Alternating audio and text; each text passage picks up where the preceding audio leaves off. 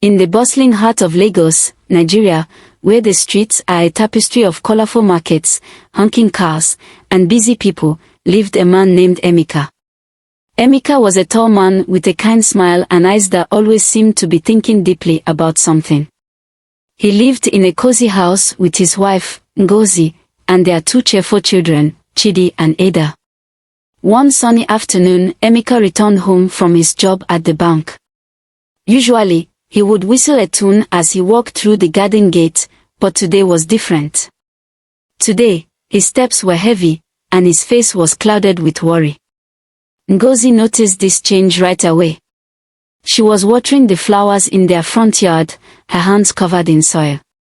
"Emeka, what's wrong?" she asked, her voice full of concern as she dropped the watering can and rushed over to him. Emeka sighed, looking around to make sure the children were not nearby. "Let's talk inside," he murmured, and Ngozi nodded, wiping her hands on her apron as they went into the house. Inside, they sat opposite each other at the dining table. Emeka took a deep breath and said, "Ngozi, there's something I must tell you, and it's very difficult for me." Ngozi reached across the table, taking his hands in hers, urging him to continue. "I have a mistress," Emeka confessed, looking down in shame. "And she is pregnant. She's threatening to tell you everything if I don't send her to Europe. I'd rather you hear it from me than from her.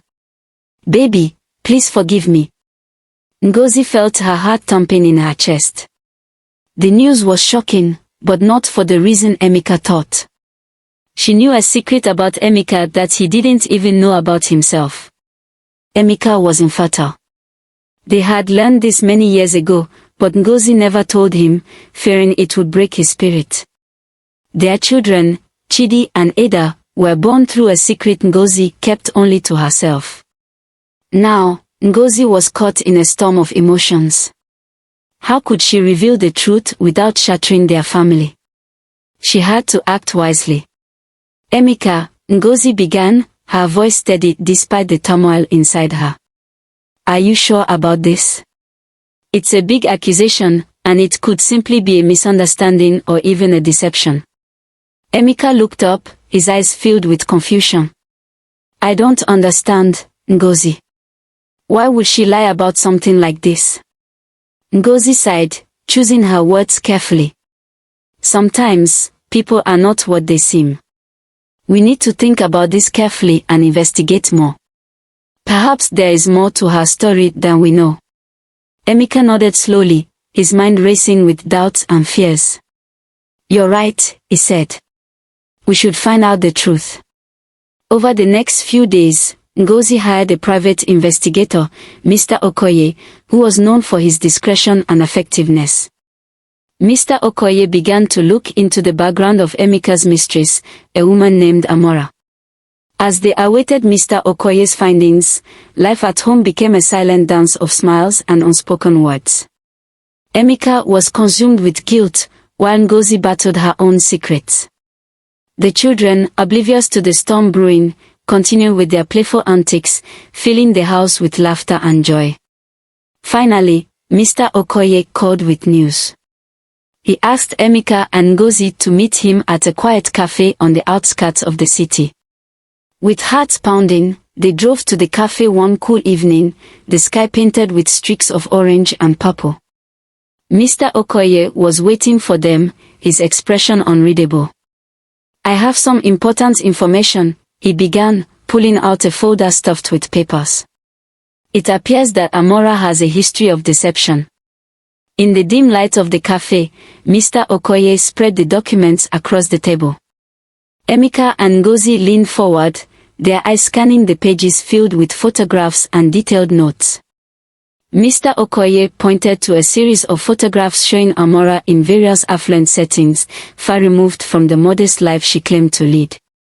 "As you can see," Mr. Okoye began, his voice low, "Amora has been involved with several wealthy men over the past few years.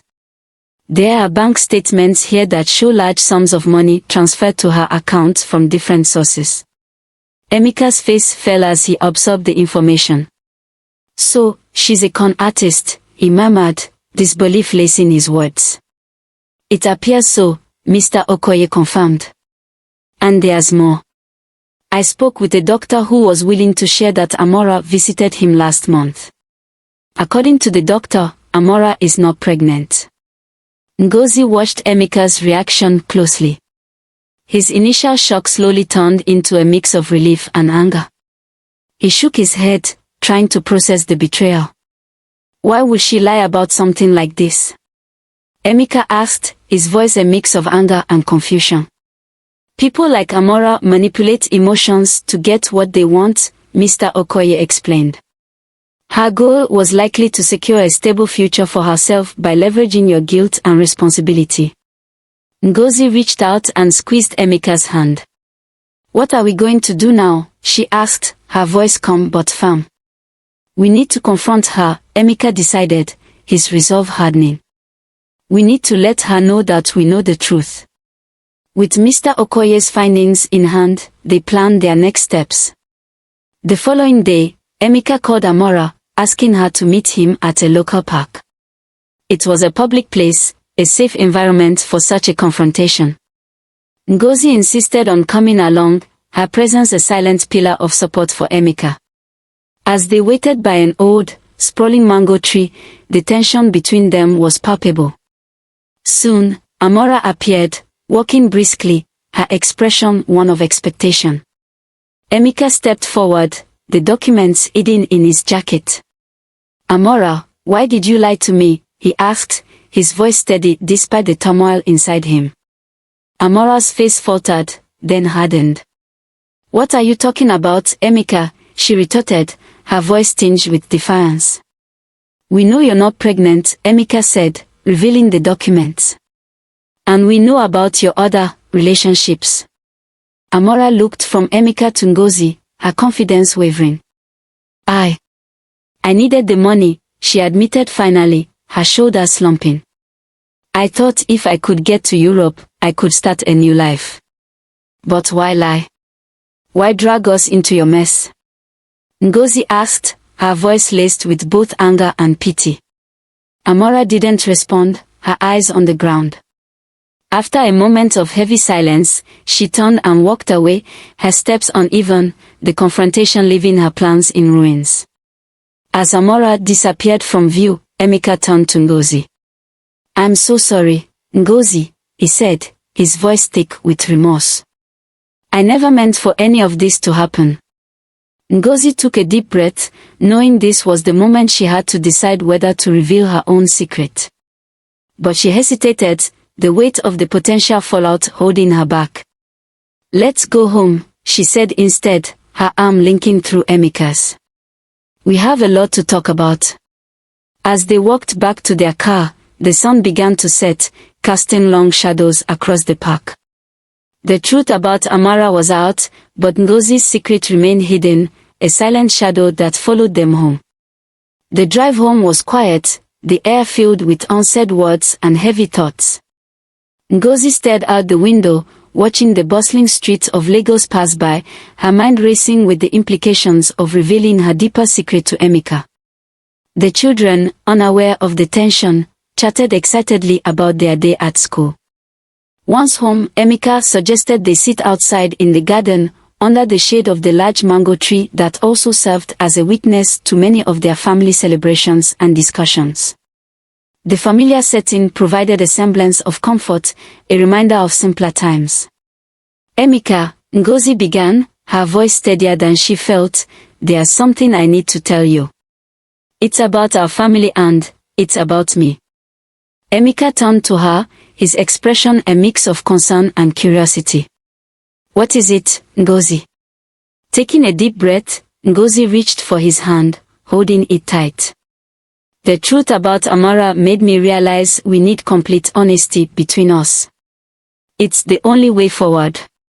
Emeka nodded, encouraging her to continue. The children. Chidi and Ada, she paused, searching for the right words, they aren't biologically yours. The words hung in the air like a thick fog, slowly settling around them. Emeka's face drained of color, his hand twitching slightly in hers, but he didn't pull away. I don't understand, Ngozi. What do you mean? His voice was a whisper, barely audible over the rustling leaves. Ngozi explained everything. How many years ago, after trying to conceive without success, they sought medical help and discovered that Emeka was infertile. How devastated she had felt, knowing Emeka's dream of having his own children. And then, her decision to conceive via a sperm donor, secretly, so that Emeka could experience the joy of parenthood without the heartbreak of his condition. As she spoke, tears streamed down her cheeks, not just for the secret she had kept but also for the fear of losing the life they had built together. Emeka sat in stunned silence, processing the revelations. The shock, the sense of betrayal, was palpable, but so was the undeniable love for the children who called him daddy. How could you keep this from me, Ngozi? How could you decide this on your own? Emeka's voice cracked with emotion, his heart torn between hurt and understanding. I thought I was protecting you, Ngozi replied, her voice trembling. I wanted to spare you the pain, and I wanted our family to be happy. But at what cost, Ngozi? Emeka pulled his hand away gently, standing to pace the small garden. Our whole marriage, our family, it's based on a lie. Ngozi stood too, reaching out to him. No, not a lie. A choice I made out of love. Yes, I should have told you, but every day, every year with you and the children has been real. The love, the laughter, the challenges, we faced them together. They looked at each other, years of shared history between them, now seen through a new lens. The night grew darker, and the garden lights flickered on, casting soft light around them. Where do we go from here, Ngozi? Emeka asked, his voice soft but not without hope. Ngozi stepped closer, her own heart aching for both the hurt she caused and the potential healing that might come. We rebuild, Emeka. We take it one day at a time. We are more than the secrets and the mistakes. We are a family. Emeka looked towards the house, where Chidi and Ada were playing in the living room, their laughter filtering out into the night. Slowly, he nodded, the immediate pain not gone but perhaps the beginning of forgiveness taking root. We'll need time, Ngozi. We'll need to talk more, to understand this fully, Emeka said, his hand finding hers again, a tentative bridge mending a gap. Ngozi nodded, her relief palpable but cautious. I'm here, for all of it. We'll go through this together. As they stood in their garden, the challenges ahead seemed daunting, but the foundation of their family, built on love, albeit imperfect, remained. The night whispered around them, a silent promise that while the path ahead was uncertain, they would navigate it side by side. As the night deepened, Emeka and Ngozi retreated inside, their hearts burdened but bound by a fragile thread of hope. The children, oblivious to the seismic shifts occurring in their parents' world, were tucked into bed with stories and soft kisses. That night, Emeka lay awake, staring at the ceiling fan as it cut through the heavy air. Ngozi's revelation echoed in his mind, a relentless tide that ebbed and flowed with feelings of betrayal, love, and overwhelming confusion. His life, as he knew it, had been a well-orchestrated illusion. Yet, his love for Chidi and Ada remained unshaken, as real and palpable as ever. In the quiet hours of early morning, a sudden, urgent knock at their front door jolted Emeka from his restless thoughts. Frowning, he glanced at the clock at 3:17 a.m. Who could it be at this hour? Ngozi stirred beside him. What's that? She murmured sleepily. I'll check, Emeka whispered, slipping out of bed. He padded softly to the door, his mind racing with possibilities. Peering through the peephole, his eyes met the anxious gaze of Mr. Okoye, the private investigator. Opening the door, Emeka was surprised. Mr. Okoye. What's wrong? Mr. Emeka, I'm sorry to come at this hour, but it's urgent, Mr. Okoye said, his voice tense. There's been a development regarding Amora. You need to know right away. Ngozi appeared at Emeka's side, her expression worried. "What happened?" she asked. Mr. Okoye stepped inside, his eyes scanning the quiet house. "After our meeting, I continued to monitor Amora's movements, given the nature of her deception. Tonight, she was involved in an altercation. It seems she's not walking alone." "What do you mean?" Emeka's voice was sharp with concern. "She met with someone tonight, a man known to the authorities. He's linked to several high-profile scams across West Africa. From what I gathered, they are planning something big, and it involves you." Emeka's heart thudded painfully. "Involves me? How?" "They were overheard discussing a plan to extract a large sum of money from you, leveraging the secret about Amora being pregnant," Mr. Okoye explained. "It seems they believe they can still manipulate you." The room grew colder as the implications settled around them. Ngozi gripped Emeka's hand, her fear palpable. "What are we going to do?" she asked, her voice barely a whisper. "We need to act quickly," Mr. Okoye advised. "I suggest we set a trap. Pretend to go along with their demands while we involve the police. It's risky, but it might be the only way to stop them and protect your family." Emeka nodded, determination setting in. The deception was deeper and more dangerous than he had realized. Protecting his family was his top priority, even if it meant diving further into the web of lies. Over the next few days, they orchestrated their plan with meticulous care. Emeka contacted Amora, feigning distress and a willingness to comply with her demands. Meanwhile, Mr. Okoye coordinated with local authorities, preparing to catch her and her accomplice in the act. The trap was set for a meeting at a local hotel, where the exchange would supposedly take place. Emeka, wired with a microphone and flanked by undercover officers, walked into the hotel lobby, his every muscle tense for what was to come. Amora arrived, her confident smile not reaching her tense eyes. Beside her was the man Mr. Okoye had identified, large and imposing. As they approached, Emeka could hear his heart pounding in his ears. "Just do as we agreed, Emeka, and everything will be fine," Amora cooed, unaware of the officers hidden in plain sight. As she reached for the briefcase Emeka held, which was supposed to contain the money, the signal was given. Police officers surged forward, capturing Amora and her accomplice in a flurry of shouts and confusion. In the chaos, Emeka stood back, the weight of the ordeal pressing down on him. He had stepped into danger to protect his family, and now, as the handcuffs clicked shut on Amora and her partner, he felt a mix of relief and profound sorrow. The night ended with Amora and her accomplice in custody, their plans foiled. Emeka and Ngozi returned home, the silence of their house a stark contrast to the adrenaline of the night. As they settled into the quiet, Emeka looked at Ngozi, his wife, his partner in all things. "We'll get through this," he promised, holding her close. "Yes," Ngozi agreed, her voice steady despite the shadows that lingered. Together. In the days following the arrest of Amora and her accomplice, the quiet that settled over Emeka and Ngozi's home was one of cautious relief. The threat was gone, but the echoes of deceit lingered, casting long shadows over their future. Emeka found himself grappling with a maelstrom of emotions. The relief of Amora's capture mixed with the lingering bitterness of her betrayal. Yet, there was a deeper wound, Ngozi's secret about their children. His family, the core of his existence, felt like a fragile construct that could shatter with a touch. Meanwhile, Ngozi watched her husband wrestle with his thoughts, her heart aching to mend the rift that had grown between them. She understood Emeka's pain, the sense of betrayal he felt not just from Amora but also from her own deception.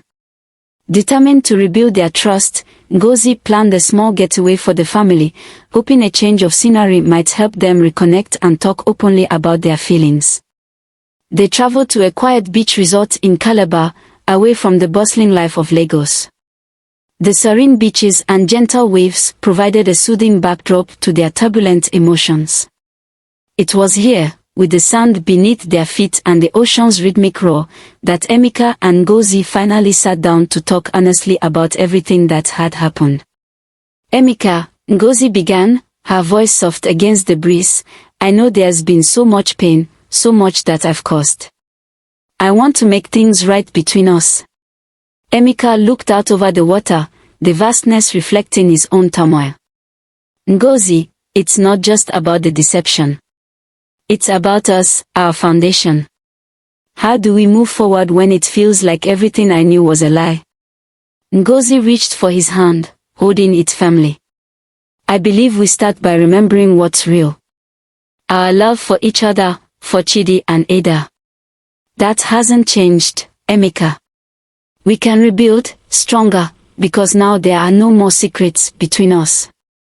As they talked, the children played nearby, their laughter a bittersweet reminder of the innocence that still existed within their family. Emeka watched them, his heart swelling with love. The truth about their birth might have altered his perception, but it hadn't dimmed his love. Slowly, as the sun began to set, painting the sky in hues of orange and purple, Emeka turned back to Ngozi. "I want to forgive, Ngozi. I do. It's going to take time, but I don't want to lose what we have. I don't want to lose you." Ngozi's eyes filled with tears, relief and love mingling in her gaze. "We'll take all the time you need," she promised. "We're in this together." The next few days at the resort were a time of healing.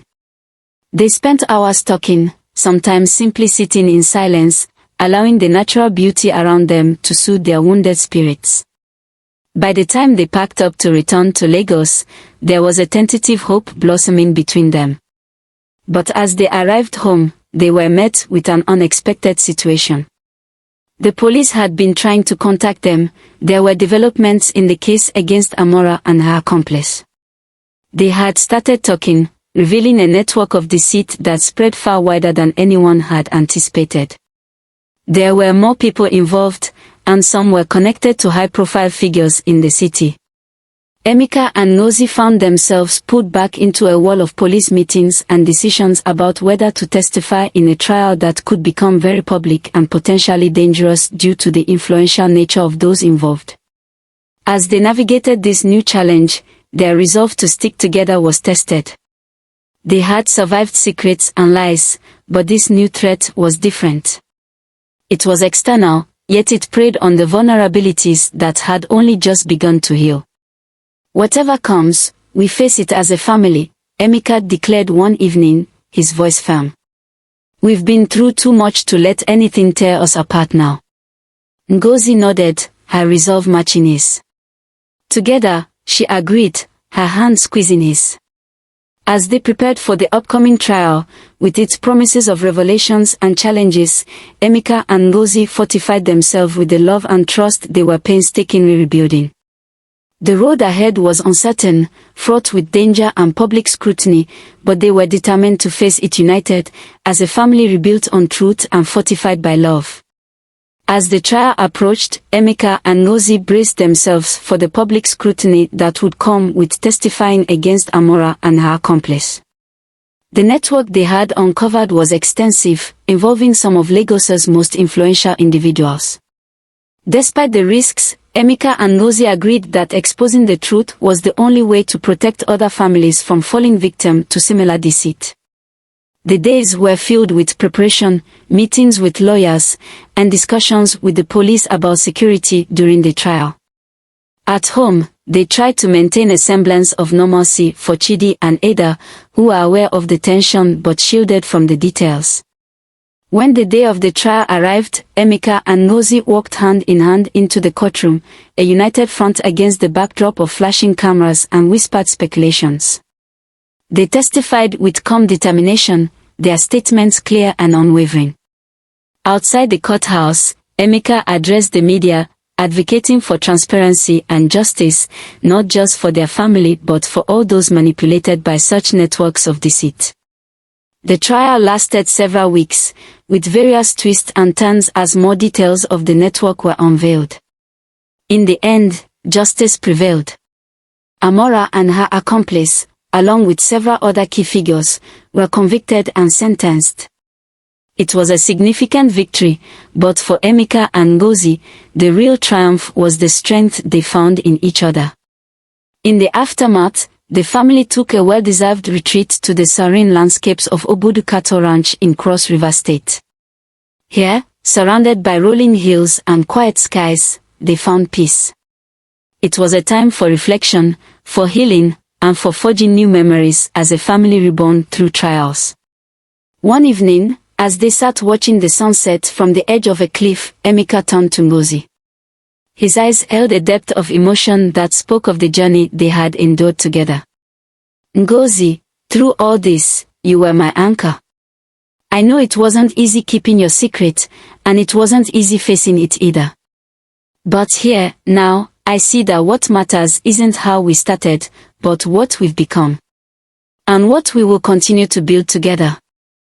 Ngozi's eyes glistened with tears as she leaned into Emeka, her head resting on his shoulder. I was so afraid of losing you, she whispered. But you showed me that our love is stronger than the secrets, stronger than the pain. You and the children are my world. As the sun dipped below the horizon, casting a golden glow over the landscape, Chidi and Ada ran up to them, laughter filling the air. Emeka lifted Ada into his arms while Chidi tugged at his sleeve, eager to share his latest adventure. Looking at their faces, alight with joy and innocence, Emeka and Ngozi knew that no matter the challenges, they had each other, and with love, they could overcome anything. That night, as they sat around the campfire, Emeka shared stories of their ancestors, of the heroes and heroines who had shaped their legacy with courage and love. It was a moment of connection, of passing down the values they cherished to the next generation. Years later, this period would be remembered not just for the trials they faced but for the lessons they learned about truth, forgiveness, and the enduring power of family. Their story, a testament to the human spirit's resilience, would inspire not just their children but also others who heard it, a beacon of hope in a world often shadowed by deceit. And so, under the vast African sky, the family of Emeka and Ngozi, forged in the fires of adversity, looked forward to the future with hearts full of hope and lives intertwined with unbreakable bonds of love and integrity. As the trial approached, Emeka and Ngozi braced themselves for the public scrutiny that would come with testifying against Amora and her accomplice. The network they had uncovered was extensive, involving some of Lagos's most influential individuals. Despite the risks, Emeka and Ngozi agreed that exposing the truth was the only way to protect other families from falling victim to similar deceit. The days were filled with preparation, meetings with lawyers, and discussions with the police about security during the trial. At home, they tried to maintain a semblance of normalcy for Chidi and Ada, who were aware of the tension but shielded from the details. When the day of the trial arrived, Emeka and Ngozi walked hand in hand into the courtroom, a united front against the backdrop of flashing cameras and whispered speculations. They testified with calm determination, their statements clear and unwavering. Outside the courthouse, Emeka addressed the media, advocating for transparency and justice, not just for their family but for all those manipulated by such networks of deceit. The trial lasted several weeks, with various twists and turns as more details of the network were unveiled. In the end, justice prevailed. Amora and her accomplice, along with several other key figures, were convicted and sentenced. It was a significant victory, but for Emeka and Ngozi, the real triumph was the strength they found in each other. In the aftermath, the family took a well-deserved retreat to the serene landscapes of Obudu Cattle Ranch in Cross River State. Here, surrounded by rolling hills and quiet skies, they found peace. It was a time for reflection, for healing, and for forging new memories as a family reborn through trials. One evening, as they sat watching the sunset from the edge of a cliff, Emeka turned to Ngozi. His eyes held a depth of emotion that spoke of the journey they had endured together. Ngozi, through all this, you were my anchor. I know it wasn't easy keeping your secret, and it wasn't easy facing it either. But here, now, I see that what matters isn't how we started, but what we've become. And what we will continue to build together. Ngozi's eyes glistened with tears as she leaned into Emeka, her head resting on his shoulder. I was so afraid of losing you, she whispered. But you showed me that our love is stronger than the secrets, stronger than the pain. You and the children are my world. As the sun dipped below the horizon, casting a golden glow over the landscape, Chidi and Ada ran up to them, laughter filling the air. Emeka lifted Ada into his arms while Chidi tugged at his sleeve, eager to share his latest adventure. Looking at their faces, alight with joy and innocence, Emeka and Ngozi knew that no matter the challenges, they had each other, and with love, they could overcome anything. That night, as they sat around the campfire, Emeka shared stories of their ancestors, of the heroes and heroines who had shaped their legacy with courage and love. It was a moment of connection, of passing down the values they cherished to the next generation. Years later, this period would be remembered not just for the trials they faced but for the lessons they learned about truth, forgiveness, and the enduring power of family. Their story, a testament to the human spirit's resilience, would inspire not just their children but also others who heard it, a beacon of hope in a world often shadowed by deceit. And so, under the vast African sky, the family of Emeka and Ngozi, forged in the fires of adversity, looked forward to the future with hearts full of hope and lives intertwined with unbreakable bonds of love and integrity.